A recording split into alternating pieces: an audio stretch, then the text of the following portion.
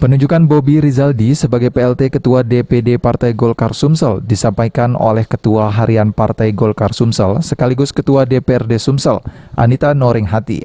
Dalam keterangannya, Anita Norenghati menjelaskan setelah penunjukan Bobi Rizaldi sebagai PLT Ketua DPD Partai Golkar Sumsel, maka selanjutnya akan dilakukan musdalup DPD Partai Golkar Sumsel. Rencananya menurut Anita, Bobi akan mulai melakukan tugasnya sebagai PLT Ketua DPD Partai Golkar Sumsel pada minggu depan. Memang nanti akan diamanati untuk menghantarkan musdalup untuk memilih kepengurusan, tetapi ini masih dalam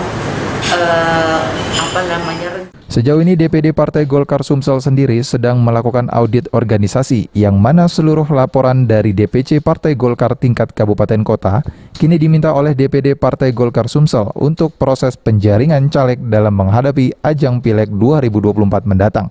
Firman Hidayat, PAL TV.